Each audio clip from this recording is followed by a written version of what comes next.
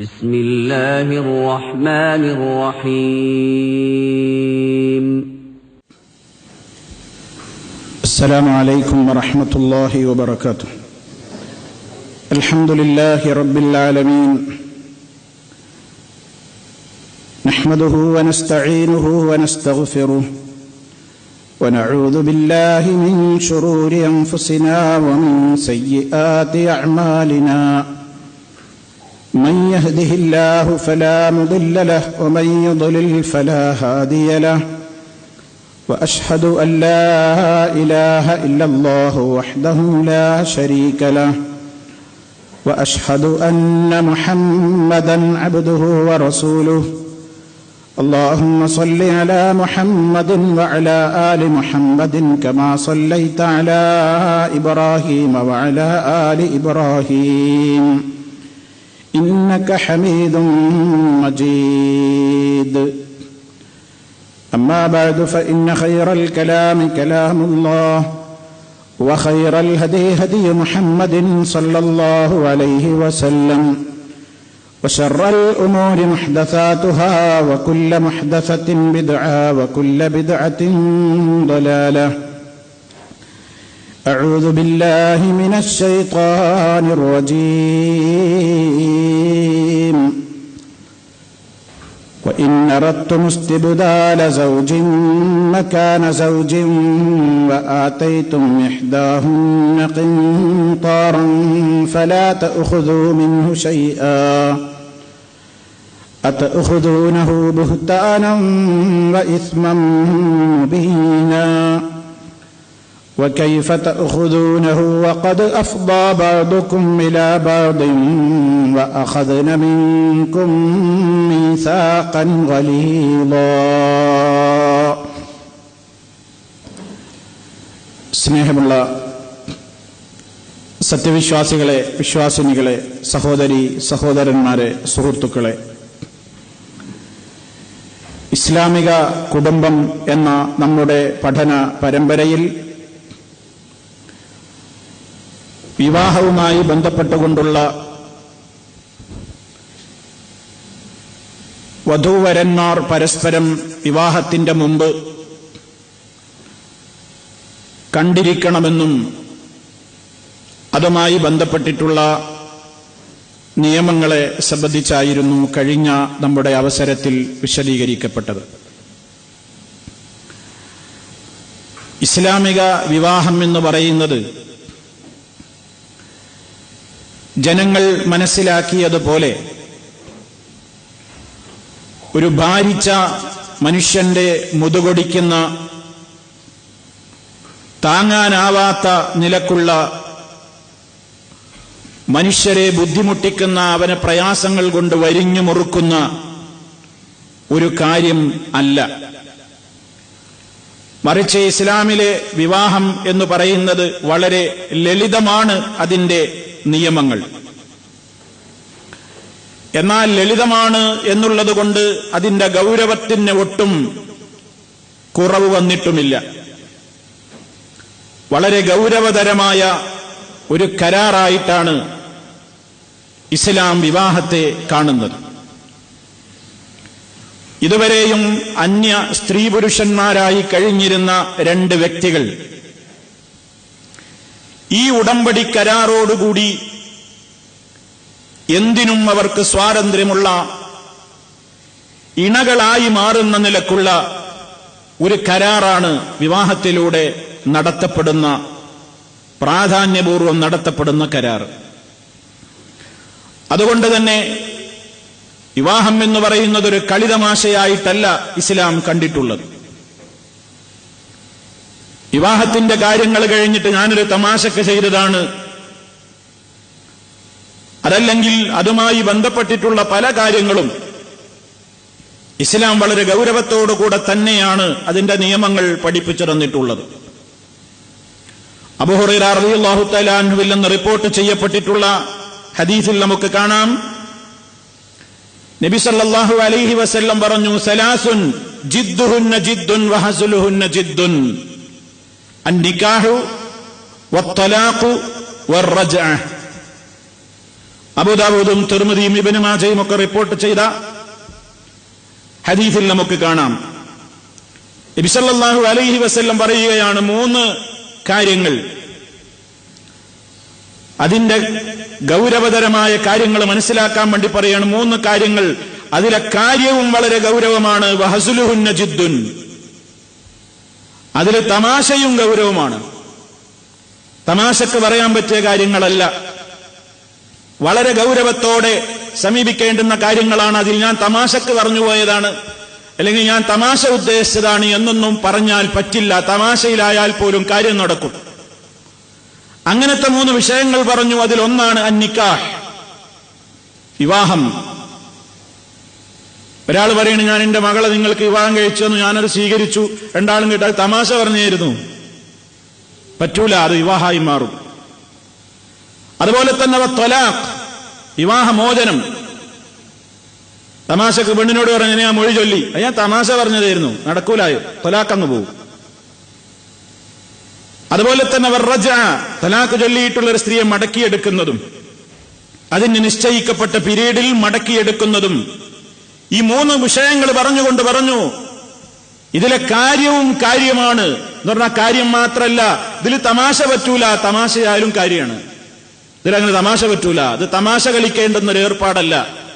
നിക്കാഹും തലാഖും എന്നൊക്കെ പറയുന്നത് അതൊരു തമാശ കളിക്കേണ്ടുന്ന കുട്ടിക്കളിയുടെ ഏർപ്പാടല്ല, വളരെ സീരിയസ് ആണ്, വളരെ ഗൗരവമാണ് എന്നാണ് ഇസ്ലാം പറയുന്നത്.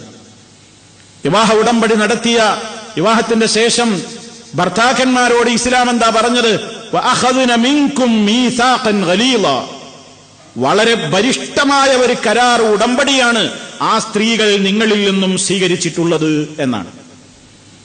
അതുകൊണ്ട് ഇസ്ലാമിലെ വിവാഹത്തിന്റെ കാര്യങ്ങളൊക്കെ ലളിതമാണെങ്കിലും അതൊരു കുട്ടിക്കളിയല്ല, അതൊരു തമാശയല്ല, തോന്നും പോലെ ആർക്കും കയറി ഇടപെടാവുന്ന ഒരു കാര്യമല്ല. ലളിതമാണ് അതിലെ ചടങ്ങുകളെങ്കിലും വളരെ ഉത്തരവാദിത്വബോധത്തോടുകൂടി ശ്രദ്ധയോടെ വളരെ കാര്യഗൗരവത്തോടെ നടത്തേണ്ടുന്ന കാര്യമായിട്ടാണ് ഇസ്ലാം പഠിപ്പിച്ചു തന്നിട്ടുള്ളത്.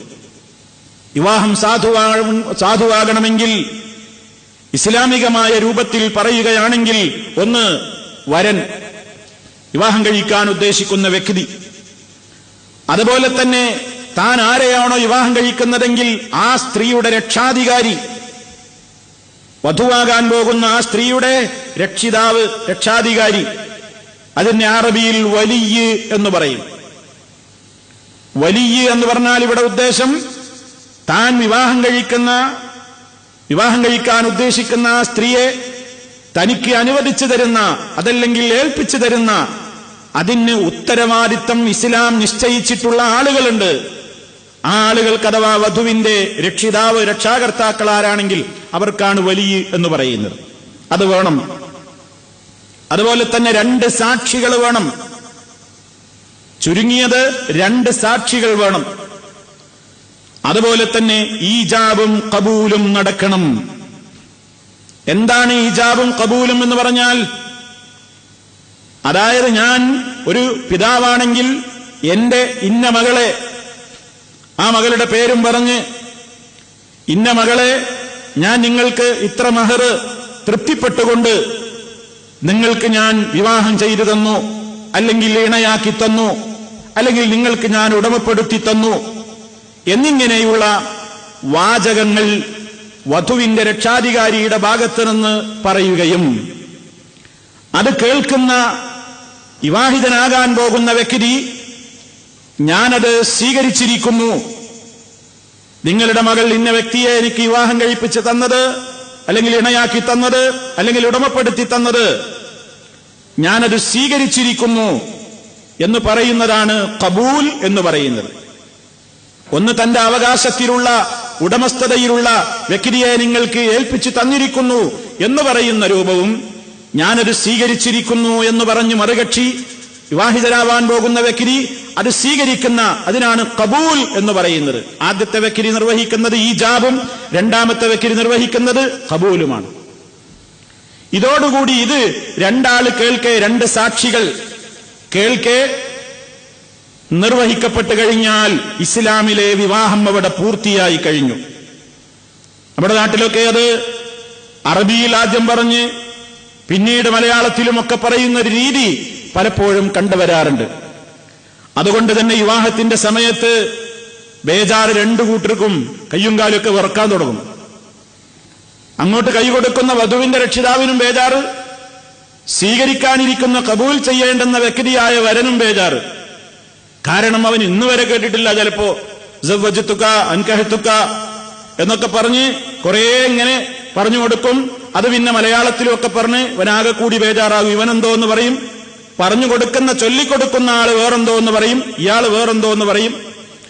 അവസാനം ഖബിൽതു മിൻക നിക്കാഹഹ എന്നൊക്കെ പറഞ്ഞ് അത് അപ്പുറത്തുനിന്ന് വേറൊന്ന് പറയാറ് വേറെ വാചകങ്ങളായി പോകും. അങ്ങനെ പലതും. അവ ബേജാറിന്റെ ഒരു പ്രശ്നവും ഇതിലില്ല. ഇതിലിങ്ങനെ അറബി പദം പ്രയോഗിക്കേണ്ടെന്നൊരു കാര്യമൊന്നും ഇതിലില്ല. ഇത് മലയാളത്തിൽ പറയാം. നല്ലൊരു കാര്യം തുടങ്ങുന്നു നിലയ്ക്ക് ബിസ്മി ചൊല്ലി എന്റെ ഇന്ന മകളെ പേര് പറഞ്ഞ് ഇത്ര മഹർ തൃപ്തിപ്പെട്ടുകൊണ്ട് ഞാൻ നിങ്ങൾക്ക് വിവാഹം ചെയ്തു തന്നിരിക്കുന്നു എന്ന് പറയുകയും അപ്പുറത്ത് നിന്ന് ഞാനൊരു സ്വീകരിച്ചു എന്ന് പറഞ്ഞാലും മതി. ഇനി അതല്ലെങ്കിൽ അദ്ദേഹം പറഞ്ഞതുപോലെ തന്നെ തിരിച്ചു വാചകങ്ങൾ പറഞ്ഞ് നിങ്ങളുടെ ഇന്ന മകളെ ഇത്ര മഹർ വിവാഹം ഇത്ര മഹറായി നിങ്ങൾ തൃപ്തിപ്പെട്ടുകൊണ്ട് എനിക്ക് വിവാഹം കഴിപ്പിച്ചു തന്നത് ഞാൻ സ്വീകരിച്ചു എന്ന് പറയുകയോ ചെയ്യുന്നതോടുകൂടി ഇസ്ലാമിലെ ആ വിവാഹം പൂർത്തിയായി കഴിഞ്ഞു. അത് രണ്ടാള് കേൾക്കുക, രണ്ട് സാക്ഷികൾ ഉണ്ടാവുക. അതേത് ഭാഷയിലൊന്നും പ്രശ്നമൊന്നുമില്ല. അറബിയിലെ പറയാവൂ, മലയാളത്തിലേ പറയാവൂ, ഇംഗ്ലീഷില് എന്നൊന്നുമില്ല. ഭാഷയൊന്നും അവിടെ വിഷയമല്ല. ഊമയാണെങ്കിലോ ആംഗ്യഭാഷ മതി, അവർക്കത് മനസ്സിലാവുമല്ലോ. ആംഗ്യഭാഷയിൽ പറയാം, അതല്ലെങ്കിൽ എഴുത്തു മുഖേനയാവാം. ഏതായിരുന്നാലും ഈ കാര്യം നടക്കണം, കൃത്യത വേണം, വ്യക്തത വേണം. ഒരു കാര്യം പറയുന്നതിന് നേരെ എതിരപ്പുറത്തുനിന്ന് പറയാൻ പാടില്ല. 1000 ദിർഹം മഹറായി തൃപ്തിപ്പെട്ടുകൊണ്ട് ഞാൻ നിങ്ങൾക്ക് വിവാഹം കഴിച്ചു തന്നു എന്നൊരാൾ പറയണ വിചാരിക്കുക. അപ്പൊ വരം പറയണേ 800 ദിർഹം മഹറായി നിശ്ചയിച്ചുകൊണ്ട് ഞാനത് സ്വീകരിച്ചു എന്ന് പറഞ്ഞാലോ ശരിയാവില്ല, നിക്കാഹ് ശരിയാവില്ല. അപ്പൊ പറയുന്നുണ്ടെങ്കിൽ അത് പറയുന്നത് അതേപോലെ തന്നെ ആയിരിക്കണേ, എതിരൊന്നും ഉണ്ടാകാൻ പാടില്ല. 5 പവൻ അല്ലെങ്കിൽ 1 പവൻ എന്നറിയാല്ല, 1/2 പവൻ അപ്പുറത്തെന്ന് പറഞ്ഞാലോ അത് ശരിയാവില്ല. അപ്പൊ ഈജാബിൽ പറയുന്ന ഈജാബും കബൂലുമൊക്കെ പരസ്പരം ഇത് സങ്കീർണാക്കുകയാണ് ആളുകള്. അതിനൊരാള് വേണം, അയാൾ ചൊല്ലിക്കൊടുക്കണം. എന്നിട്ടിങ്ങനെ ഇവനാകെ വറക്കാൻ തുടങ്ങും. അപ്പോഴാണ് എനിക്ക് എന്നൊക്കെ പറയില്ലേ ബേജാറായിട്ട്. കാരണം എന്താ അവന് പറയേണ്ടതറിയില്ല, ഇയാൾ എന്താ ചൊല്ലിക്കൊടുത്തതെന്നറിയില്ല. അപ്പൊ ഇത് എന്താണ് കൃത്യമായിട്ടത് പറയേണ്ടതെങ്കിൽ അത് ധൈര്യസമേതം അങ്ങ് പറയുകയും അയാളത് സ്വീകരിച്ചു എന്നതിന് ഖബിൽതു എന്ന് പറഞ്ഞാൽ തന്നെ അത് കബൂലായി, ആ പറഞ്ഞതൊക്കെ സമ്മതമായി. അതിന് മിനിമം 2 ആളുകളെങ്കിലും അത് കേൾക്കുന്ന രൂപത്തിലാവണം. അതാണ് 2 സാക്ഷികൾ എന്ന് പറയാൻ കാരണം. അത് ആ സാക്ഷികള് ആരായിരിക്കണം? അവര് ചെവിടോട്ടന്മാരൊന്നും ആവാൻ പറ്റൂല. അവർക്കത് മനസ്സിലാകണം എന്താണ് ഇവിടെ നടന്നത് എന്ന് അവർ കേൾക്കണം. അപ്പോഴാണല്ലോ മിനിമം ആ കാര്യത്തിന് കൃത്യമായ ഒരു സാക്ഷി എന്ന് പറയാൻ സാധിക്കുന്നത്. അതുപോലെ തന്നെ സുഹൃത്തുക്കളെ, ഇനി വലിയെന്ന് നമ്മൾ നേരത്തെ പറഞ്ഞല്ലോ, രക്ഷാധികാരി ആരാണ് ഒരു സ്ത്രീയെ വിവാഹം കഴിപ്പിച്ചു കൊടുക്കാൻ ഇസ്ലാം രക്ഷാധികാരികളായി ഏൽപ്പിച്ചിട്ടുള്ളത്? സ്ത്രീകളെ അതിനേൽപ്പിച്ചിട്ടില്ല. പരിശുദ്ധ ഖുർആൻ പരിശോധിച്ചു നോക്കിയാൽ സൂറത്തുൽ ബഖറയിലും അതുപോലെ തന്നെ സൂറത്തുൻ നൂറിൽ നമുക്ക് കാണാം, وَأَنكِحُوا الْأَيَامَ مِنكُمْ وَالصَّالِحِينَ مِنْ عِبَادِكُمْ وَإِمَائِكُمْ إِنْ يَكُونُوا فُقَرَاءَ يُغْنِهِمُ اللَّهُ مِنْ فَضْلِهِ وَاللَّهُ وَاسِعٌ عَلِيمٌ. നിങ്ങളിലെ വിവാഹപ്രായമായ ആളുകൾക്ക്, നല്ലവരായ നിങ്ങളുടെ അടിമകളിൽ നിന്ന് സദ്വൃത്തരായ ആളുകൾക്ക് നിങ്ങൾ എന്ത് ചെയ്യണം? വിവാഹിതരായിട്ടില്ലാത്തവർക്ക് നിങ്ങൾ വിവാഹം കഴിപ്പിച്ചു കൊടുക്കൂ. അതുപോലെ തന്നെ വിശുദ്ധ ഖുർആൻ സൂറത്തുൽ ബഖറയിൽ മുശ്രിക്കീങ്ങൾക്ക് നിങ്ങൾ അവർ വിശ്വാസികളാകുന്നവരെ വിവാഹം കഴിപ്പിച്ചു കൊടുക്കരുത്. ഈ 2 അഭിസംബോധനയും പുരുഷലോകത്തോടാണ്, പുരുഷന്മാരോടാണ്. അതുകൊണ്ട് വലിയാകുവാനുള്ള അധികാരം ആർക്കാണ്? പുരുഷനാണ്. വലിയനുണ്ടായിരിക്കേണ്ടുന്നൊരു ഗുണമെന്താണ്? പുരുഷനായിരിക്കണം. ഒരു ഉമ്മാക്ക് തന്റെ മകളെ വിവാഹം കഴിപ്പിച്ചു കൊടുക്കാൻ അധികാരമുണ്ടോ? ഉമ്മ വലിയാകുവോ? ഉമ്മ പറയണേ ഞാൻ നിങ്ങൾക്ക് എന്റെ മകളെ വിവാഹം കഴിപ്പിച്ചു തന്നു എന്ന് ഒരു ഉമ്മാക്ക് അങ്ങനെ പറയാൻ ഉമ്മ രക്ഷാകർത്താവാകുന്ന വിവാഹ രീതി ഉണ്ടോ? ഇല്ല. അതുകൊണ്ട് തന്നെ ആരൊക്കെയാണ് രക്ഷാകർത്താക്കളുടെ സ്ഥാനത്ത് വരുന്നത്? ഒന്ന്, സ്വന്തം പിതാവുണ്ടെങ്കിൽ അദ്ദേഹത്തിനാണ് മുൻഗണന. പിതാവില്ലെങ്കിൽ പിതാവിന്റെ പിതാവ്, ഉപ്പാപ്പ, എത്ര മേലെ അങ്ങോട്ട് പോവാം, അതുപോലെ തന്നെ പുത്രനുണ്ടെങ്കിൽ പുത്രന് ആ സ്ഥാനമുണ്ട്. അതില്ലെങ്കിൽ സഹോദരൻ, തന്റെ ബ്രദർ, അതിൽ തന്നെ ഒരേ ഉമ്മക്കും ബാപ്പക്കുമുണ്ടായ ബാപ്പയും ഉമ്മയുമൊത്ത തന്റെ ആങ്ങള, അതില്ലെങ്കിൽ പിതാവ് മാത്രമൊത്ത തന്റെ സഹോദരൻ, അതുമില്ലെങ്കിൽ ആ സഹോദരന്റെ മകനുണ്ടെങ്കിൽ അങ്ങനെ, അതല്ലെങ്കിൽ പിതൃവ്യൻ. പിതൃവ്യൻ എന്ന് പറഞ്ഞാൽ എളാപ്പയോ മൂത്താപ്പയോ ഒക്കെ ആ സ്ഥാനത്ത് വരും. അവരുമില്ലെങ്കിലോ അവരുടെ മക്കൾ, പിതൃവ്യന്റെ മക്കള്, ഇവരാരുമില്ലെങ്കിലോ, ആരുമില്ലെങ്കിൽ സുൽത്താൻ, ഭരണാധികാരി.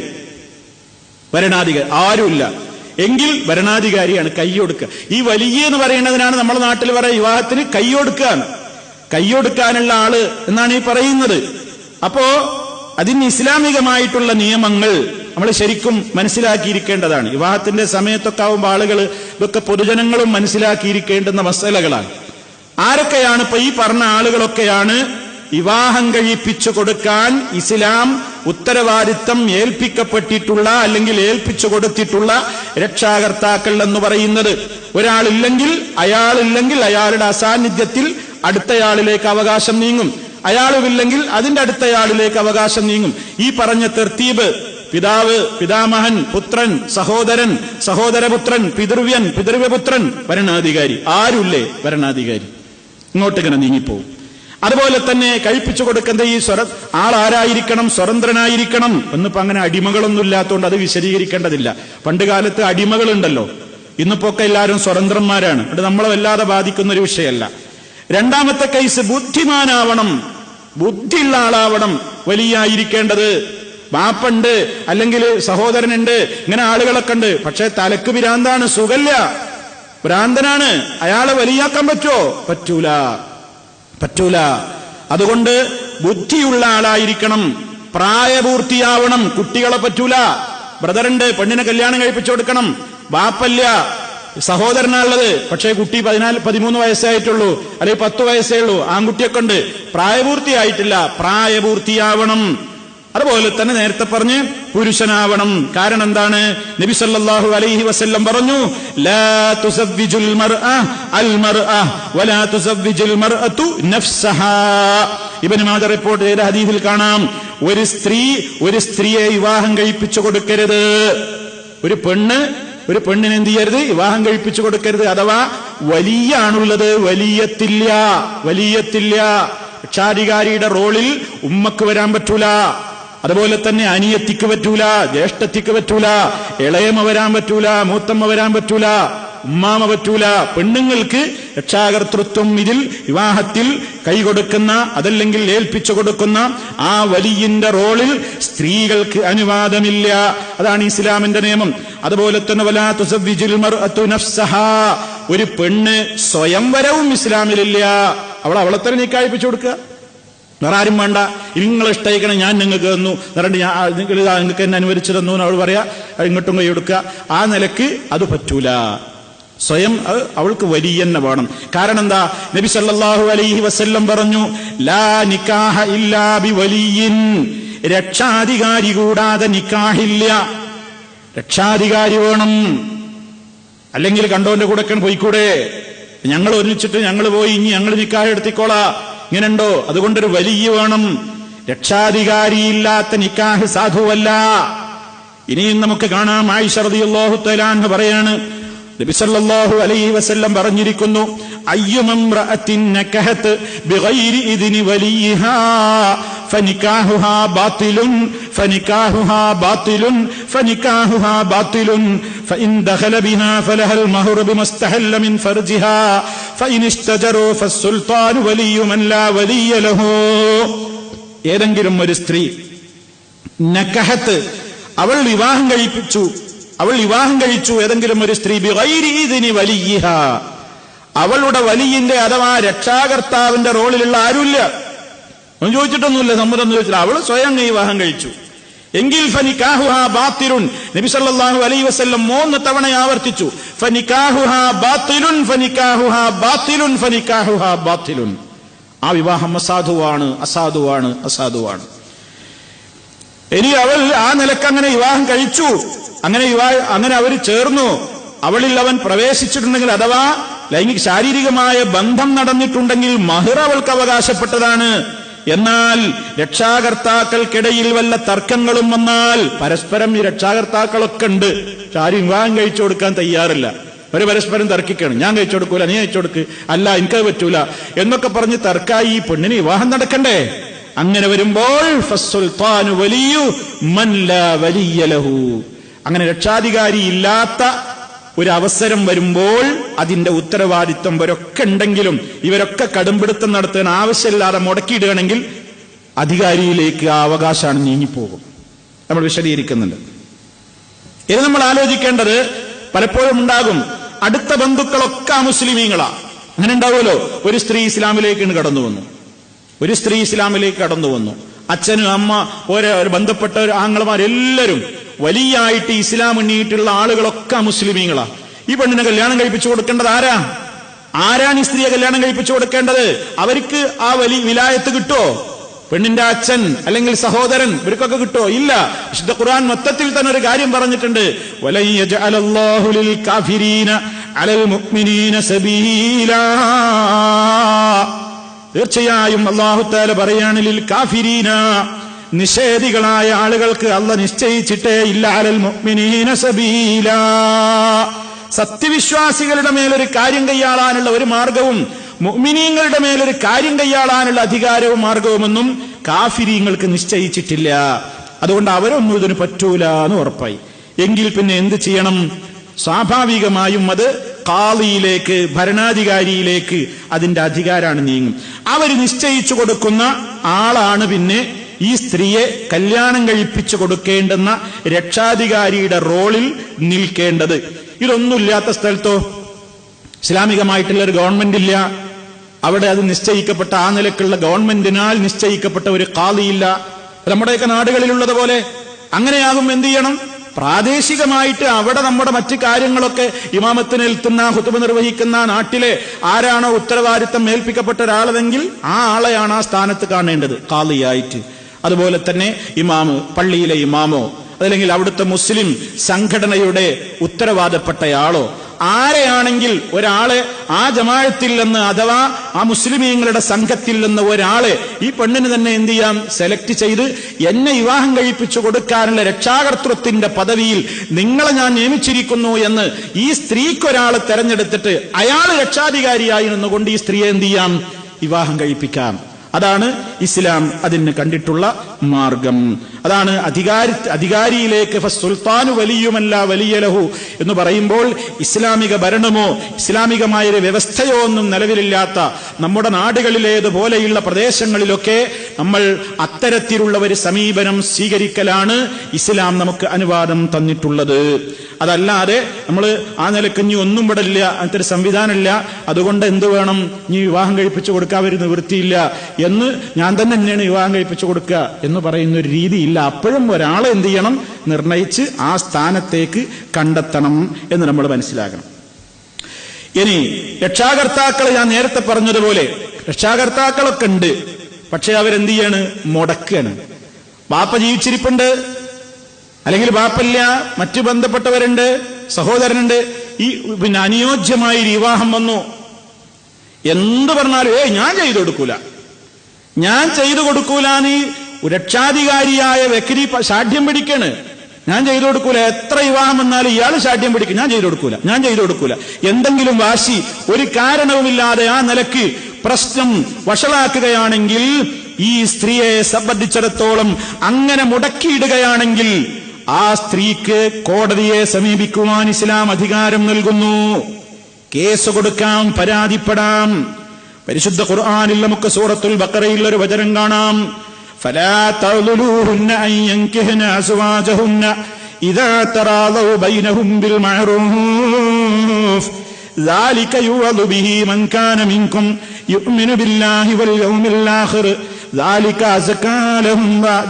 أزكى لكم وأطهر والله يعلم وأنتم لا تعلمون. വിശുദ്ധ ഖുർആൻ പറയാണ്, നിങ്ങൾ ആ സ്ത്രീകളെ മുടക്കിയിടരുത്. ഫലാ തഅ്ലുലൂഹുന്ന, നിങ്ങൾ ആ സ്ത്രീകളെ വിവാഹം കഴിപ്പിച്ചു കൊടുക്കാതെ ഇങ്ങനെ മുടക്കിയിടരുത്. എന്തിൽ നിന്ന് മുടക്കിയിടരുത്? അയ്യൻകിഹ്ന അസ്വാജഹുന്ന, അവർക്ക് യോജിച്ച ഇണകൾ വന്നിട്ട് നിക്കാഹിന് വേണ്ടി സമ്മതം ചോദിക്കുമ്പോ ഇദാ തറാദൗ ബൈനഹും ബിൽ മഅറൂഫ്, അവർക്കാണെങ്കിൽ പരസ്പരം സമ്മതവുമാണ്, അവർക്കാണെങ്കിൽ പരസ്പരം ഒന്നിച്ച് വീണ്ടും ഒന്നിക്കാമെന്ന് അവർക്ക് തൃപ്തിയുമാണെങ്കിൽ നിങ്ങളായിട്ടതിന് സമ്മതം കൊടുക്കാതെ ആ വിവാഹത്തിന് നിങ്ങൾ മുടക്കി നിന്നുകൊണ്ട്, എതിര് നിന്നുകൊണ്ട് നിങ്ങൾ ആ പെണ്ണുങ്ങളെ മുടക്കിയിടരുത്. ദാലിക യുഅദു ബിഹി, ഇക്കാര്യം കൊണ്ട് ഉപദേശിക്കുകയാണ്. മൻ കാന മിൻകും യുഅ്മിനു ബില്ലാഹി വൽ യൗമിൽ ആഖിരി, അല്ലാഹുവിലും പരലോകത്തിലുമൊക്കെ നിങ്ങളിൽ വിശ്വാസമുള്ളവരോടായി പറയുന്നത്. ദാലിക അസ്കാ ലക്കും വഅത്ഹർ, അതാണ് നിങ്ങൾക്ക് ഏറ്റവും പരിശുദ്ധമായതും ഏറ്റവും സംസ്കാരവുമായിട്ട് യോജിച്ചതും ഒക്കെ അതാണ്.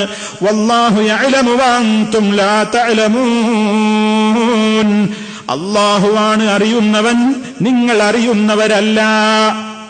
ഇത് അവതീർണമാകാനുള്ളൊരു സാഹചര്യമുണ്ട്. അത് പറയുമ്പോൾ നമുക്ക് കാര്യം പെട്ടെന്ന് മനസ്സിലാവും. ഈ വചനം ഇങ്ങനെ അവതീർണമാകാനുള്ള ഒരു സന്ദർഭമുണ്ട്. മഅഖൽ ഇബ്നു യസാർ റളിയല്ലാഹു തആല അൻഹു അദ്ദേഹം പറയാണ്, എന്റെ ഒരു സഹോദരിയെ ഞാൻ ഒരാൾക്ക് ആദ്യം വിവാഹം കഴിപ്പിച്ചു കൊടുത്തു. എന്റെ സഹോദരിയെ ഞാൻ ആദ്യം ഒരാൾക്ക് കല്യാണം കഴിപ്പിച്ചു കൊടുത്തു. എന്നിട്ട് ഫതല്ലഖഹ, എന്റെ സഹോദരിയെ അയാൾ എന്ത് ചെയ്തു? ത്വലാഖ് ചൊല്ലി, വിവാഹമോചനം നടത്തി. അങ്ങനെ അവളുടെ ഇദ്ദാ പീരീഡ് അഥവാ വിവാഹമോചിതയായ സ്ത്രീ അനുഷ്ഠിക്കേണ്ടുന്ന അവളുടെ ദീക്ഷാകാലം എന്ന് പറയുന്ന ഇദ്ദാകാലം, ആ കാലം കഴിഞ്ഞപ്പോൾ അയാൾ പിന്നെയും എന്റെ അടുക്കൽ അവളെ വിവാഹം അന്വേഷിച്ചു കൊണ്ടുവന്നു. ആര്? എന്റെ ഈ പഴയ അളിയൻ, തലാക്ക് ചൊല്ലിയ ആള് എന്റെ പെങ്ങളെ വീണ്ടും ചോദിച്ചിട്ട് ഇദ്ദാ പീരീഡൊക്കെ കഴിഞ്ഞപ്പോ എനിക്ക് അവളെ വിവാഹം കഴിക്കണം, രണ്ടാമതും വിവാഹം കഴിക്കണം എന്ന് പറഞ്ഞ് എന്റെ അടുക്കൽ അന്വേഷണവുമായിട്ട് വന്നപ്പോ ഞാൻ അയാളോട് പറഞ്ഞു,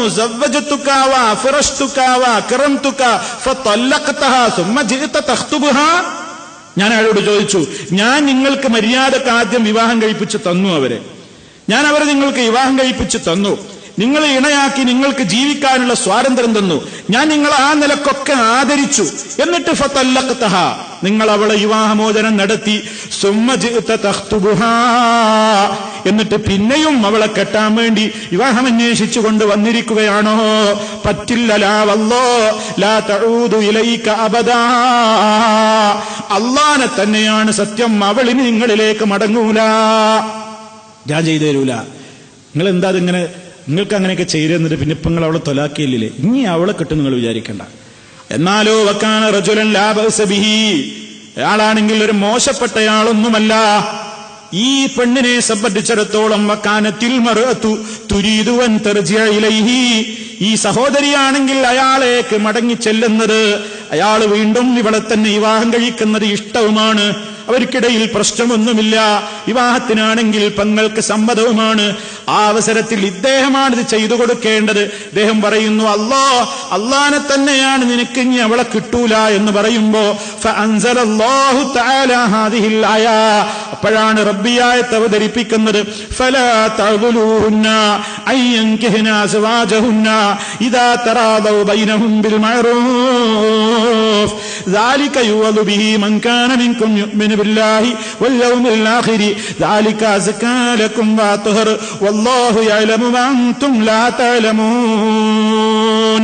അപ്പോഴാണ് ഈ ആയത്ത് അവതരിക്കുന്നത്. എന്താ നിങ്ങൾ അവരെ മുടക്കിയിടരുത്, നിങ്ങൾ അവരെ മുടക്കരുത്. അവരുടെ ആദ്യ ഭർത്താവ് വന്നിട്ട് വീണ്ടും വിവാഹം കഴിക്കാൻ ഉദ്ദേശിക്കുന്നുണ്ട്, അവർക്ക് പരസ്പരം പ്രശ്നമില്ല, അവർക്ക് തൃപ്തിയുമാണ് വീണ്ടും ചേരുന്നതെങ്കിൽ നിങ്ങളായിട്ട് എന്തിനു മുടക്കം ചെയ്യണം?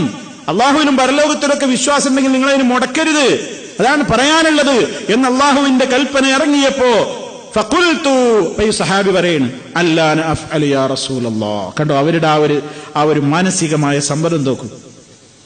ഞാനങ്ങനെ പറഞ്ഞുപോയി, നീ എന്റെ അഭിമാനത്തിന്റെ പ്രശ്നമൊന്നും പറഞ്ഞില്ല. നബി സല്ലല്ലാഹു അലൈഹി ഈ വചനം ഓതി കേൾപ്പിച്ചപ്പോ ഉടനെ തന്നെ കണ്ടോ അവരൊക്കെ ഖുർആനും ഹദീസും എന്നൊക്കെ പറഞ്ഞാൽ നിയമങ്ങൾ കേൾക്കുമ്പോൾ അവിടെ നിൽക്കും. അവർക്ക് പിന്നെ ഞാൻ അങ്ങനെ പറഞ്ഞു പോയില്ല, ഇനിയിപ്പോ ഞാൻ ഒരിക്കലും ഇനി എന്റെ പെങ്ങള് നിങ്ങളുടെ അടുത്തേക്ക് തിരിച്ചു വരൂല, ഞാൻ സമ്മതിക്കൂല എന്നൊക്കെ പറഞ്ഞാലേ ഇനിയിപ്പോ എന്റെ ഒരു അഭിമാനത്തിന്റെ പ്രശ്നമല്ലേ എന്നൊന്നുള്ള വാശിയൊന്നുമില്ല. വിശുദ്ധമായ നിയമം അങ്ങനെയാണോ?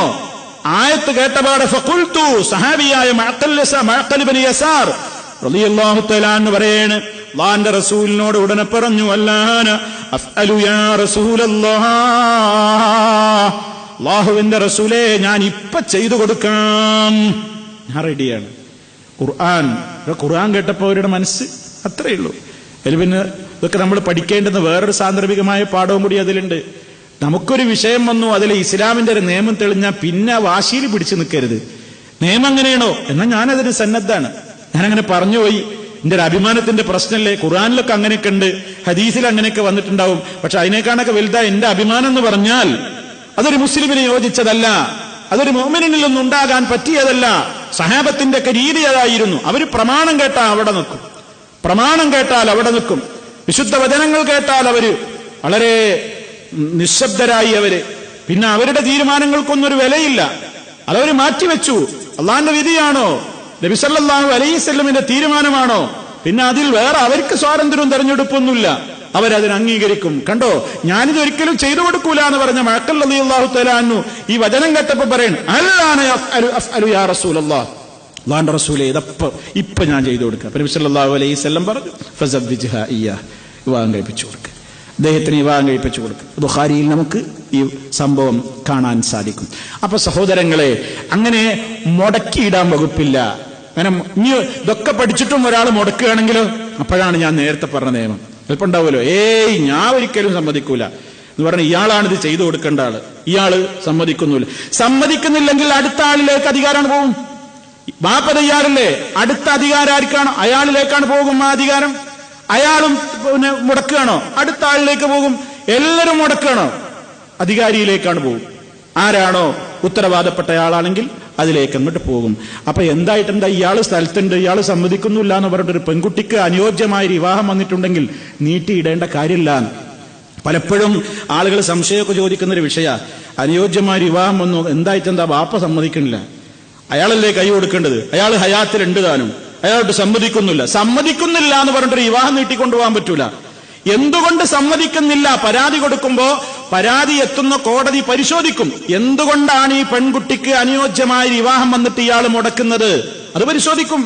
ന്യായമായ കാരണങ്ങളാവാം ചിലപ്പോ ഈ ബാപ്പ ഞാൻ കൈ കൊടുക്കൂല, അല്ലെങ്കിൽ ഞാൻ വിവാഹം കഴിപ്പിച്ചു കൊടുക്കൂല എന്ന് ഈ വലിയ രക്ഷാധികാരി പറയുന്നത് ന്യായമായ കാരണങ്ങളാണെങ്കിലോ അത് പരിശോധിക്കും. പരാതി കിട്ടുമ്പോൾ ആ പരാതി കിട്ടുന്ന കോടതിയിൽ അതല്ലെങ്കിൽ ആ വിഭാഗത്തിൽ അവർ പരിശോധന നടത്തണം. എന്ത്, ഈ കുട്ടി പറയുന്നതിൽ, ഈ പെണ്ണ് പറയുന്നതിൽ കാര്യമുണ്ടോ, അവളുടെ പരാതി വസ്തുതാപരമാണോ, അതല്ല അപ്പുറത്ത് അത് നിർവഹിക്കുകയില്ല എന്ന് മുടക്കം പറയുന്ന ആളുകൾ പറയുന്നിടത്താണോ അതിന്റെ കാര്യഗൗരവം കിടക്കുന്നത്, എങ്കിൽ എന്തു ചെയ്യാം, ഈ ഖാദിക്ക് അധികാരമുണ്ട്, ആ വലിയ പറയുന്ന തീരുമാനത്തെ എടുക്കാം. അതല്ല ഒരു കാരണമില്ലാതെയാണെങ്കിൽ അയാളെ മാറ്റിയിട്ട് അടുത്ത ആൾക്ക് അവകാശം കൊടുക്കും.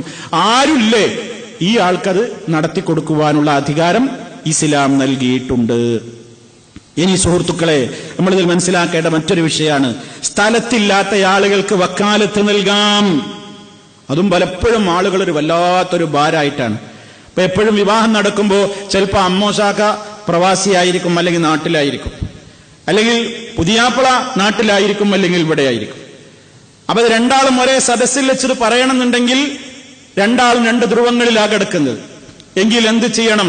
ഞാൻ ചെയ്യേണ്ടുന്ന കാര്യം എനിക്ക് വേണ്ടി മറ്റൊരാൾ നിർവഹിക്കാൻ ഏൽപ്പിക്കലാണെന്ത് വക്കാലത്ത് എന്ന് പറയുന്നത്.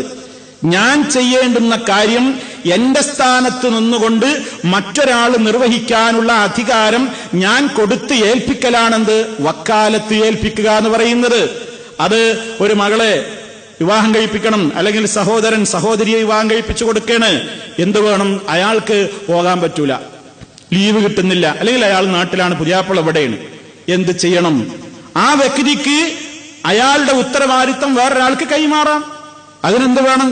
എന്റെ ഇന്ന മകളെ, അല്ലെങ്കിൽ എന്റെ ഉടമസ്ഥതയിലുള്ള ഇന്നയാളെ ഇന്നയാൾക്ക് വിവാഹം കഴിപ്പിച്ചു കൊടുക്കുവാനുള്ള ഉത്തരവാദിത്വം, പവർ ഞാൻ നിങ്ങൾക്ക് നൽകി എന്ന് പറഞ്ഞ് രേഖാമൂലം എഴുതി കൊടുക്കുകയോ അല്ലെങ്കിൽ ആളുകളുടെ മുമ്പിൽ വെച്ചത് പറയുകയോ ചെയ്താൽ അയാൾക്കതിന്റെ അധികാരം കിട്ടി. അത് അമ്മോശന്റെ റോളിൽ നിന്നുകൊണ്ടുള്ള ആളുകൾക്ക് മാത്രമല്ല, വരനും ചെയ്യാം. വരനും അങ്ങനെ തന്നെ ചെയ്യാം. എങ്ങനെ? എനിക്ക് വേണ്ടി വേറൊരാള് വിവാഹം സ്വീകരിക്കുക. ശരിക്കും ശ്രദ്ധിക്കണം നമ്മൾ. അതായത് ഞാൻ സ്ഥലത്തില്ല, എനിക്ക് ആ രക്ഷാധികാരിയിൽ നിന്ന് ഞാനത് സ്വീകരിച്ചു എന്ന് പറയാൻ എനിക്ക് പോകാൻ പറ്റൂല. അപ്പൊ എന്ത് ചെയ്യണം? എനിക്ക് വേണ്ടി ഞാനൊരാളെ ഏൽപ്പിക്കാം.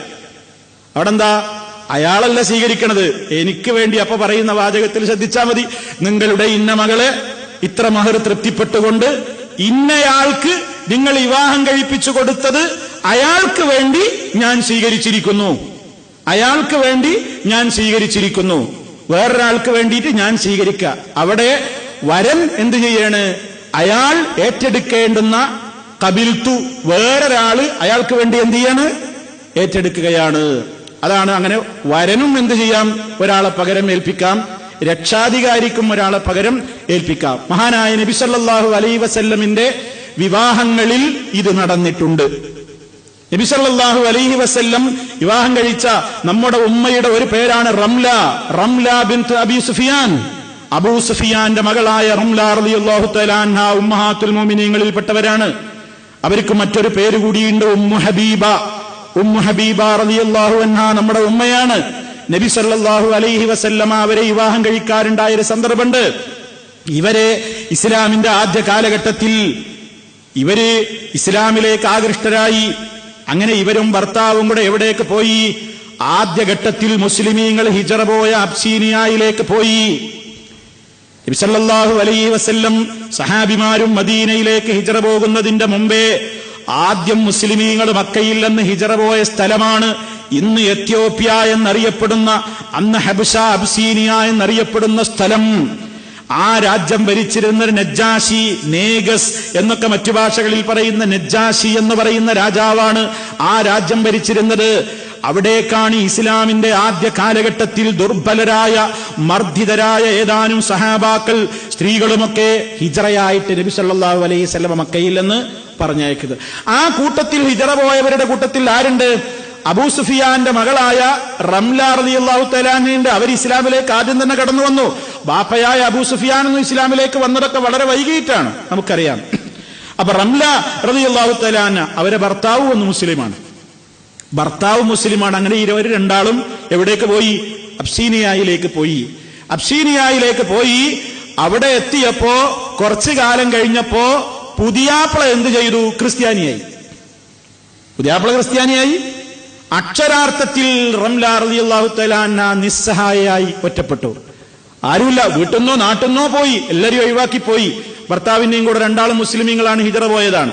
അവിടെ എത്തിയേക്കുമ്പോ ഇയാളും തനസ്സറ, മൂപ്പര് ക്രിസ്ത്യാനിയായി മാറി. അക്ഷരാർത്ഥത്തിൽ ഒറ്റപ്പെട്ടു. ആരിഞ്ഞിവരുടെ സംരക്ഷണം ഏറ്റെടുക്കും? മഹാനായ നബി സല്ലല്ലാഹു അലൈഹി വസല്ലമ മക്കയിൽ നിന്ന് വിവരമറിയിച്ചു, ദൂതനെ പറഞ്ഞയച്ചു. എന്ത്? റംല റളിയല്ലാഹു തആല അൻഹയെ ഭാര്യയായി സ്വീകരിക്കാൻ ഒരുക്കാണ്. നബി സല്ലല്ലാഹു അലൈഹി വസല്ലമ റംല റളിയല്ലാഹു തആല അൻഹയെ വിവാഹം കഴിക്കാൻ സന്നദ്ധനാണെന്ന് പറഞ്ഞുകൊണ്ട് ദൂതൻ വശം എഴുത്ത് കൊടുത്തയക്കുകയാണ് സന്ദേശം. അങ്ങനെ എനിക്ക് വേണ്ടി ആ വിവാഹം സ്വീകരിക്കേണ്ടത് ആരെയാണെന്ന് വക്കാലത്ത് കൊടുത്തു. ആരെയാ ഏൽപ്പിച്ചത്? ആ രാജ്യം ഭരിക്കുന്ന നജ്ജാശിയെ. അദ്ദേഹം മുസ്ലിമാണ്. നജ്ജാശിയെ ഏൽപ്പിച്ചു. നജ്ജാശിയെയാണ് ഏൽപ്പിച്ചു. അങ്ങനെ നജ്ജാശിയാണ്. അങ്ങനെ ഈ റംല റളിയല്ലാഹു തആല അൻഹ എന്ത് ചെയ്തു? അവർക്ക് വേണ്ടി ഒരു രക്ഷാധികാരിയെ അവർ തന്നെ നിശ്ചയിച്ചു. അങ്ങനെയാണല്ലോ, ആരുമില്ലാത്തവരത് വേണമെന്ന് ഞാൻ നേരത്തെ പറഞ്ഞല്ലോ. അവർക്ക് വേണ്ടി ഒരു രക്ഷാധികാരിയെ ആയിട്ട് നല്ലൊരാളെ, കൂട്ടത്തിലുള്ള ഒരു മുസ്ലിമായ ഒരു വ്യക്തിയെ അവർ രക്ഷാധികാരിയായി, നിങ്ങൾ മതി എന്റെ രക്ഷാധികാരി എന്ന് പറഞ്ഞു. സ്വീകരിക്കുന്നതാരാണ്? നജ്ജാശി. അദ്ദേഹം നബി സല്ലല്ലാഹു അലൈഹി വസല്ലമിന് വേണ്ടി റംല ബിൻത് അബി സുഫിയാൻ റളിയല്ലാഹു തആല അൻഹുമാ അവരെ സ്വീകരിച്ചു. 400 ദീനാർ മഹറും കൊടുത്തു. നജ്ജാശി രാജാവ് എന്ത് ചെയ്തു? 400 ദീനാർ മഹർ കൊടുത്തു നബിക്ക് വേണ്ടി. റംല റളിയല്ലാഹു തആല അൻഹക്ക് മഹറും കൊടുത്തു. അപ്പൊ ആ വിവാഹം നടക്കുമ്പോൾ ഞാൻ സൂചിപ്പിച്ച് വരുന്നത് എന്താണ്? ഇവിടെ പുതിയാപ്പിളയായ മഹാനായ റസൂൽ സല്ലല്ലാഹു അലൈഹി വസല്ലമ സ്ഥലത്തില്ല. അത് ഏറ്റെടുക്കാൻ വേണ്ടി മറ്റൊരാളെ എന്ത് ചെയ്യാണ്? ഉത്തരവാദിത്തം ഏൽപ്പിക്കുകയാണ്. അപ്പൊ വരന്റെ സ്ഥാനത്തും വക്കീലിനെ നിശ്ചയിക്കാം. വലിയിന്റെ സ്ഥാനത്ത് അഥവാ സ്ത്രീയുടെ രക്ഷാധികാരിയുടെ സ്ഥാനത്തും ആരെ ഏൽപ്പിക്കാം? വക്കീലിനെ അഥവാ ഉത്തരവാദപ്പെട്ട ആളെ ഏൽപ്പിക്കാവുന്നതാണ്. ഇനി അതുപോലെ തന്നെ 2 സാക്ഷികൾ വേണം. നമ്മൾ പറഞ്ഞല്ലോ, ഒരു റിപ്പോർട്ടിൽ നമുക്ക് കാണാൻ സാധിക്കും, ലാ നിക്കാഹ ഇല്ലാ ബി വലിയിൻ വശാഹിദൈ അദ്ലിൻ, നീതിമാന്മാരായ 2 സാക്ഷികളും കൂടാതെ നിക്കാഹ് സാധുവാവുകയില്ല. അപ്പൊ നീതിമാന്മാരായ 2 സാക്ഷികൾ വേണം. 2 മുസ്ലിം പുരുഷന്മാര് വേണം. സ്ത്രീകൾ പറ്റോ എന്നുള്ളതൊക്കെ തർക്കമുണ്ട്. എന്തായിരുന്നാലും ഭൂരിപക്ഷം പണ്ഡിതന്മാർ പറഞ്ഞത് സ്ത്രീകൾ പറ്റൂല, അത് പുരുഷന്മാര്, 2 പുരുഷന്മാര് തന്നെയാണ് വേണ്ടത്. അതും അവർക്കും തന്നെ നേരത്തെ പറഞ്ഞ കാര്യങ്ങളൊക്കെ ബാധകമാണ്. സാക്ഷിയായിട്ട് നിൽക്കുന്ന ആളുകള് ബുദ്ധിയുള്ളവരാകണം. 2 ഭ്രാന്തന്മാരെ കുറിച്ച് സാക്ഷിയാൻ പറ്റില്ല. എന്തേ ഇവിടെ നടന്നു, എന്തേ പറഞ്ഞു എന്നൊന്നും അവർക്ക് തിരിയില്ല. 2 ആളവിടെ കൊടുന്നിരുത്തിയിട്ടുണ്ട്. അവരിങ്ങനെ എന്നൊക്കെ കേട്ടു. പൊട്ടനാകാൻ പറ്റൂല, അത് കേൾക്കണം, മനസ്സിലാകണം, എന്താ ഇപ്പൊ ഇവിടെ നടന്ന ഇടപാട്, എന്താ സംഗതി എന്നൊക്കെ മനസ്സിലാകാനുള്ള ബുദ്ധി വേണം, പ്രായപൂർത്തി വേണം. 2 കുട്ടികളെ പിടിച്ച് സാക്ഷിയാക്കാൻ പറ്റൂല. പുലൂകാവാത്ത പ്രായപൂർത്തിയാവാത്ത കുഞ്ഞുങ്ങളെ പറ്റൂല. അതുപോലെ തന്നെ ഇവർക്കിടയിൽ നടക്കുന്ന ഇടപാട് കേൾക്കണം, എന്താണ് മനസ്സിലാവണം. അതുകൊണ്ട് ചെകിടുവെട്ടനോ അല്ലെങ്കിൽ ലഹരി ബാധിച്ചൊരു കള്ളുടിയൻ, ബുദ്ധിയൊന്നുമില്ല, അവനെ എവിടുന്നോ പിടിച്ചു കൊടുന്നതാണ്, 2 സാക്ഷിയല്ല വേണ്ടോന്നും പറഞ്ഞിട്ട് അവനെ പിടിച്ചു കൊടുന്നതാണ്. അതൊന്നും പറ്റില്ല.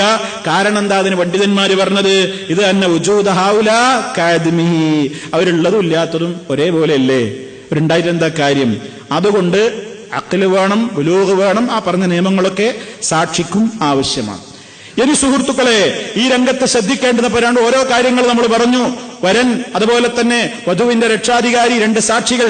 ഇനി അതുപോലെ തന്നെ ശ്രദ്ധിക്കേണ്ടുന്ന ഇസ്ലാം പറഞ്ഞൊരു കാര്യമാണ് മഹർ നൽകണം, മഹർ വേണം. അതിനാണ് വിവാഹ മൂല്യം എന്ന് പറയുന്നത്. ഇസ്ലാം സ്ത്രീക്ക് നൽകിയ ഏറ്റവും വലിയ ഒരു ആദരവാണിത്. ധാരാളം ആദരവ് സ്ത്രീകൾക്ക് ഇസ്ലാം നൽകിയിട്ടുണ്ട്. ആ കാര്യം അതിന്റെ കൂട്ടത്തിൽ ഇസ്ലാം അവർക്ക് നൽകിയതാണ്, വിവാഹം കഴിക്കണമെന്നുണ്ടെങ്കിൽ ആ പെണ്ണിന് വിവാഹ മൂല്യം കൊടുക്കണം. നമ്മുടെ നാട്ടിൽ നേരെ പുറത്തേക്കാണ്, അത് നമുക്ക് വേറെ കൈകാര്യം ചെയ്യാനുള്ള വിഷയമാണ്. ഇപ്പോൾ പറയുന്നത് ഇസ്ലാമിന്റെ നിയമമാണ്. സ്ത്രീക്ക് അങ്ങോട്ടാണ് മഹർ കൊടുക്കേണ്ടത്. ഭർത്താവ് ഭാര്യയ്ക്ക് വിവാഹ സമയത്ത് നൽകുന്ന സമ്മാനമാണെന്ത്? മഹർ. ഒരു ഭർത്താവ് തന്റെ ഭാര്യയ്ക്ക് നൽകിയിരിക്കൽ നിർബന്ധമായ കാര്യമാണത്, കൊടുക്കണം. അത് വിവാഹം നടക്കുന്ന സമയത്ത് തന്നെ കൊടുക്കണം എന്നില്ല, വിവാഹത്തിന് നിക്കാഹിന്റെ ശേഷം കൊടുക്കാം. അവർ തമ്മിൽ ശാരീരികമായി ബന്ധപ്പെട്ട് കഴിഞ്ഞാൽ അത് നിർബന്ധമായി. അതുകൊണ്ട് തന്നെ ആ സ്ത്രീക്ക് കിട്ടേണ്ടുന്ന അവകാശമാണ്, അതിൽ വേറെ ഒരാൾക്കും അവകാശമല്ല. അപ്പൊ അങ്ങനെ അള്ളാഹ് നിശ്ചയിച്ചില്ല ഇങ്ങനെ കൊടുക്കാതിരിക്കുക എന്നൊന്നും പറഞ്ഞിട്ട് ഇങ്ങനെ മനസ്സ് വിഷമിച്ചിട്ടൊന്നുമല്ല കൊടുക്കേണ്ടത്. വളരെ സന്തോഷത്തിൽ കൊടുക്കണ്ടേ, വളരെ സന്തോഷത്തിൽ ഒരു പെണ്ണിനെ ആദരിച്ചു കൊടുക്കേണ്ടതാണ്. അതാണ് വിശുദ്ധ ഖുർആൻ പറഞ്ഞത്,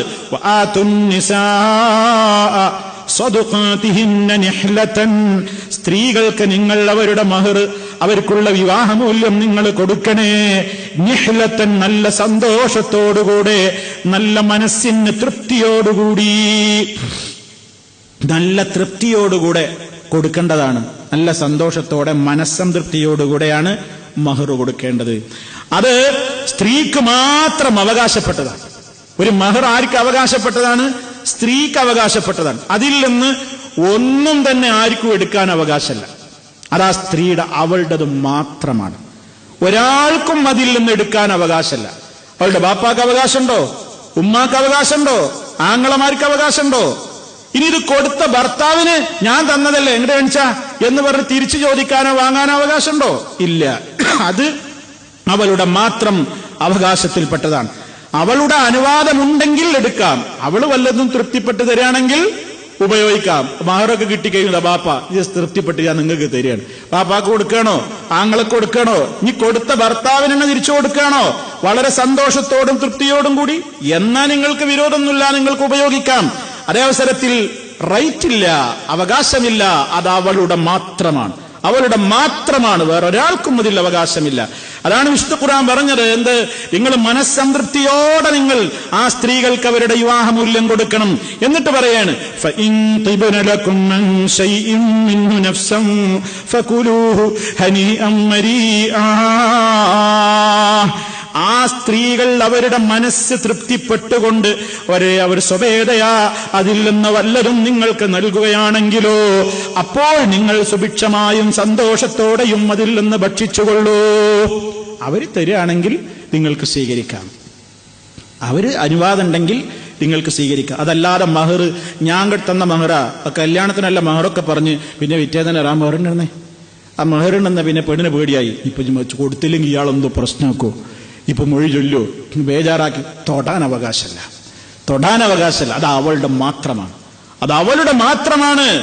അത് അവൾക്ക് അള്ളാഹു അവൾക്ക് അനുവദിച്ചു കൊടുത്തിട്ടുള്ള, അവളെ ആദരിച്ചുകൊണ്ട് നൽകിയിട്ടുള്ള ഏറ്റവും വലിയൊരു സമ്മാനം തന്നെയാണത്. തിരികെ വാങ്ങാൻ പാടില്ല.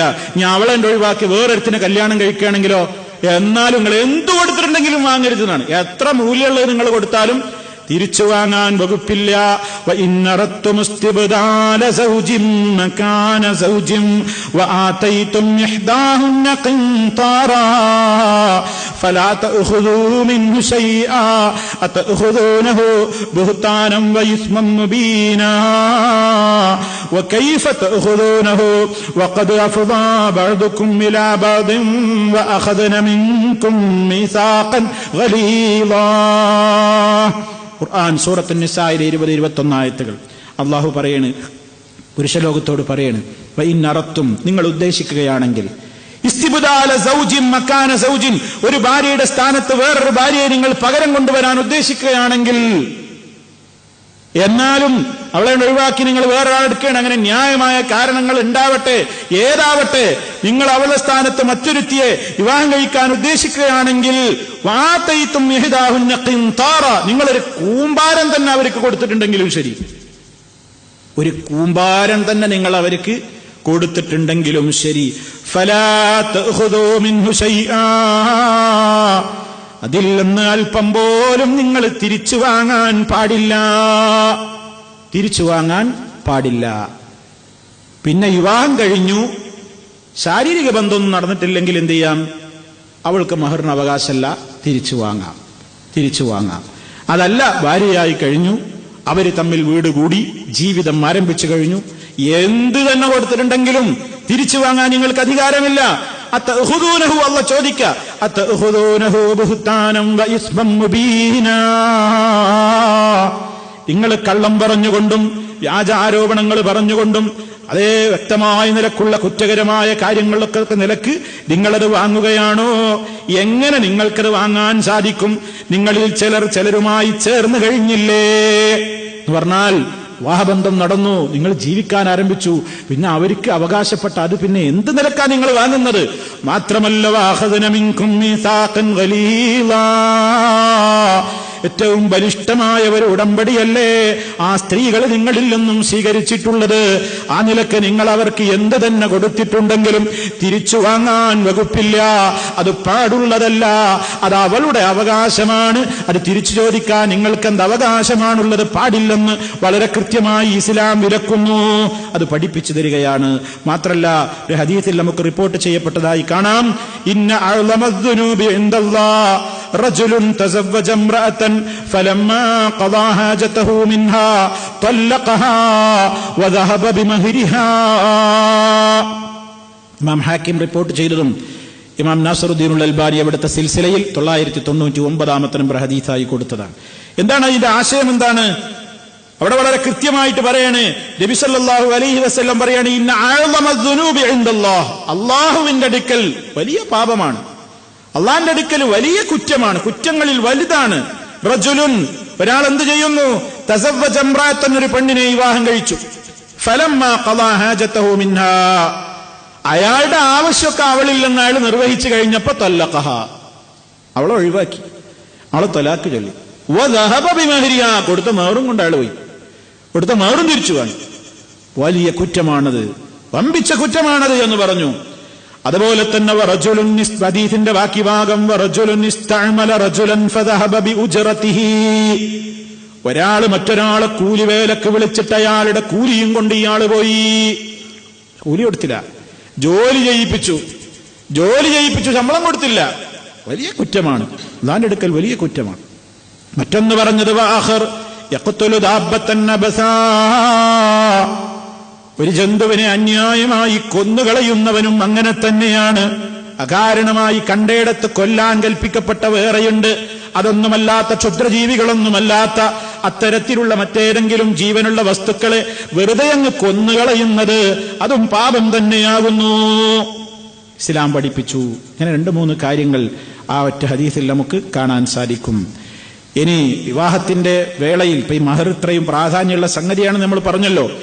ഇത് വിവാഹത്തിന്റെ ഉടമ്പടി നടക്കുന്ന സദസ്സിൽ വെച്ചത് പറയൽ നിർബന്ധാണോ? അവിടെ അത് പറഞ്ഞിട്ടില്ലെങ്കിൽ നിക്കാഹ് ശരിയാവൂലേ? പലപ്പോഴും ആളുകൾ ചോദിക്കുന്ന ഒരു ചോദ്യം.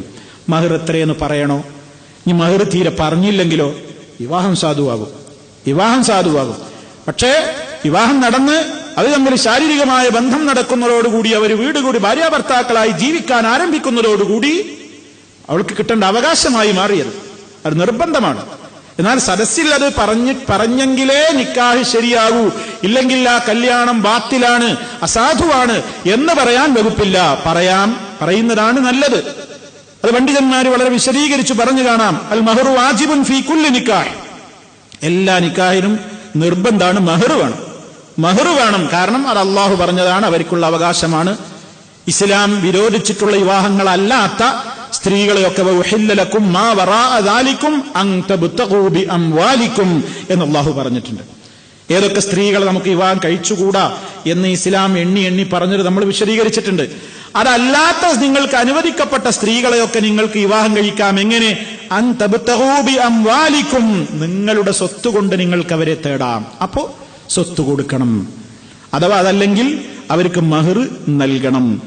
മഹർ എന്താണെങ്കിൽ അത് നൽകിയിരിക്കണം.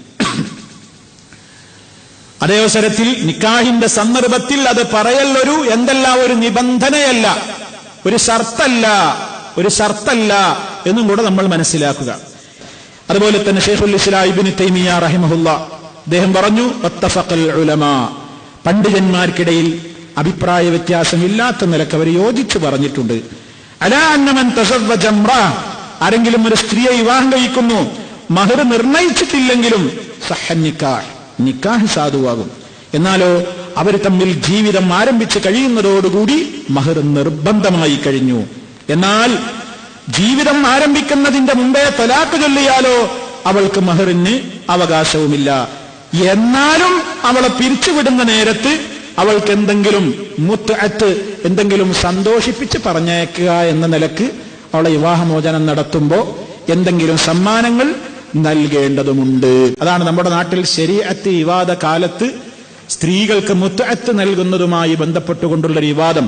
നമ്മുടെ നാട്ടിൽ ശരീഅ വിവാദം നടന്ന ഏതാനും കൊല്ലങ്ങൾക്ക് മുമ്പ് നമ്മുടെ നാട്ടിൽ ഒരു പ്രശ്നമുണ്ടായി. ഷാബാനു എന്ന് പറയുന്ന ഒരു സ്ത്രീയുടെ വിഷയത്തിൽ നടന്ന ഒരു സുപ്രീം കോർട്ടിന്റെ വിധി. അന്ന് വിവാഹമോചിതയായ സ്ത്രീക്ക് ഭർത്താവിന്റെ ഭാഗത്ത് നിന്ന് ജീവനാംശം കൊടുക്കണം എന്നൊക്കെയുള്ള പേരിൽ തർക്കം നടന്നത് നിങ്ങളിൽ പലരെങ്കിലും ഓർക്കുന്നുണ്ടാകും. പുതിയ തലമുറക്ക് ഒരുപക്ഷെ അറിയില്ലായിരിക്കാം. എന്നാൽ നമ്മളെല്ലാം ഓർക്കുന്നൊരു സംഭവമാണത്. അത് ഇതുമായി ബന്ധപ്പെട്ടൊരു കാര്യമാണെന്ത്? ഒരു പെണ്ണിനെ ഒരാൾ ത്വലാഖ് ചൊല്ലി പറഞ്ഞയക്കുമ്പോൾ, അവളെ ത്വലാഖ് ചൊല്ലി പിരിച്ചയക്കുമ്പോൾ എന്തെങ്കിലും ഒന്ന് അവൾക്ക് സന്തോഷത്തിന് വേണ്ടി സമ്മാനങ്ങൾ നൽകുക എന്നുള്ളത്. അതാണ് മുത്അത്ത് അല്ലെങ്കിൽ മത്താഴ് എന്നുള്ളത് കൊണ്ട് ഇവിടെ ഉദ്ദേശിക്കുന്നത്. അപ്പോൾ ഒരു കല്യാണം നടന്നു, ജീവിതം ആരംഭിക്കുന്നതിന്റെ മുമ്പേ ത്വലാഖ് ചൊല്ലിയെങ്കിൽ ആ പെണ്ണിന് മഹറിന് അവകാശമില്ല. വിട്ടു കൊടുക്കുകയാണെങ്കിൽ കൊടുക്കുക, ഇവർക്ക് തിരിച്ചു ചോദിക്കാൻ അവകാശമുണ്ട്. എന്നാലും ത്വലാഖ് ചൊല്ലി പറഞ്ഞയക്കുമ്പോ അവളെ സന്തോഷിപ്പിക്കാൻ വേണ്ടി എന്തെങ്കിലും ഒരു വിഭവങ്ങൾ അവനെ കൊണ്ട് കഴിയാവുന്നത് കൊടുക്കൽ നല്ലതാണ്. അത് ഇസ്ലാം പ്രോത്സാഹിപ്പിക്കുകയും കൽപ്പിക്കുകയും ചെയ്തിട്ടുള്ള ഒരു കാര്യമാണ്. നമ്മുടെ നാട്ടിൽ മഹറിന്റെ വിഷയത്തിൽ മുമ്പുണ്ടായിരുന്ന രീതിക്ക് ഇന്ന് മാറ്റം വന്നിട്ടുണ്ട്. നമ്മുടെയൊക്കെ നാട്ടിൽ പണ്ട് കാലത്ത് മഹറിന്റേതായ ചരിത്രം പഴമക്കാരോട് ചോദിച്ചറിഞ്ഞാൽ പണ്ടൊക്കെ എന്തായിരുന്നു സമ്പ്രദായം? മഹർ പറയലെന്ന് എങ്ങനെയാണ്? സദസ്സിൽ വെച്ച് ആർക്കും തിരിയാത്തൊരു തൂക്കാണ് പറയാ. ഇത്ര മിസ്കാല് പൊന്ന് എന്നൊക്കെ ഒരു മിസ്കാലിന്റെ അളവാ പറയാം. മിസ്കാല് അത് മിസ്രി പൊന്ന്, ഇത്ര മിസ്കാല് എന്നൊക്കെ പറഞ്ഞിട്ട് 12.5 അല്ലെങ്കിൽ 2.5 മിസ്കാല് പൊന്ന് എന്നൊക്കെയാണ് പറയാം. ആർക്കും തിരിയില്ല, പറഞ്ഞ ആൾക്കും തിരിയില്ല എത്ര ഇതിന്റെ തൂക്കെന്ന് കേട്ടവർക്കും മനസ്സിലാവില്ല. അങ്ങനെ പണ്ട് ഇങ്ങനെ മഹർ പറയും, പക്ഷെ അത് എന്ത് ചെയ്യൂല, ആരും കൊടുക്കൂല എന്നാണ് പറയും. സഭയിൽ നിന്ന് ഇങ്ങനെ പറയും, ഇങ്ങനെ അതൊക്കെ ഉണ്ട് ഒക്കെ പറഞ്ഞിട്ട് മഹർ പറയും, കൊടുക്കൂല. പിന്നെ എന്ത് ചെയ്യും? അത് പൊങ്ങച്ചം പ്രകടിപ്പിക്കാൻ വേണ്ടിയിട്ട് വലിയ മിസ്കാലൊക്കെ പണ്ട് പറയും. മിസ്കാൽ എന്താ നീ പറഞ്ഞോൽക്കും അറിയില്ല, കേട്ടോൽക്കും തിരിയില്ല. ആ മിസ്കാല് മഹറുണ്ട്, ഇത്ര പൊന്ന് മിസ്കാലുണ്ട്, മഹർ പറഞ്ഞിട്ടുണ്ട് എന്നൊക്കെ പറയും. പക്ഷെ അത് കൊടുക്കൂല. പിന്നെ അവസാനം എന്ത് ചെയ്യലാണ്? അവരിങ്ങനെ ജീവിച്ചു പോകുമ്പോ നിനക്കെന്തിനാടി മിസ്കാല്, ഞാൻ എന്റെ തന്നെയല്ലേ എന്നും പറഞ്ഞാണ് പൊരുത്തപ്പെടിക്കലാണ്. പിന്നെ കൊടുക്കാറേ ഇല്ല. പണ്ട് കാലത്ത് മഹർ വെറുതെ പറയും, പക്ഷെ കൊടുക്കണ സമ്പ്രദായമല്ല ആണ് പറഞ്ഞു പൊരുത്തപ്പെടിക്കല. പിന്നെ അവൾക്കിത് കിട്ടലുമില്ല, അവരോട്ട് കൊടുക്കലും ഇല്ല. ഇന്ന് കാലം മാറിയിട്ടുണ്ട്. ഇന്ന് കുറച്ചൊക്കെ ആളുകൾ ഉത്ബുദ്ധരായി. ഇസ്ലാഹി പ്രസ്ഥാനം ഈ രംഗത്ത് വലിയ സേവനം ചെയ്തിട്ടുണ്ട് എന്നാണ് ഇസ്ലാഹി പ്രസ്ഥാനത്തിന്റെ ആദ്യകാല ചരിത്രത്തിൽ അത് മനസ്സിലാകുന്നത്. പണ്ടിത് പറയുന്ന സമ്പ്രദായമല്ല, പറയും, കൊടുക്കൂല.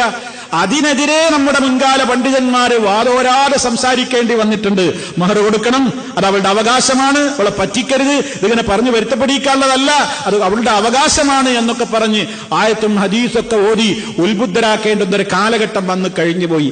ആ പ്രവർത്തനത്തിന്റെ ഫലമായിട്ട് ആളുകളിലേക്ക് മാറ്റം വന്നു. ഇന്നിപ്പോ എന്ത് ചെയ്യുന്നുണ്ട്? മഹർ പറയുന്നുണ്ട്, കൊടുക്കുന്നുണ്ട്. ഇന്ന് മഹർ പറയുന്നുമുണ്ട്, കൊടുക്കുന്നുണ്ട്. പക്ഷേ ഇബ്ലീസ് അതിന്റെ അടിയിൽ കൂടി വേറൊരു തരികിട. എന്താ?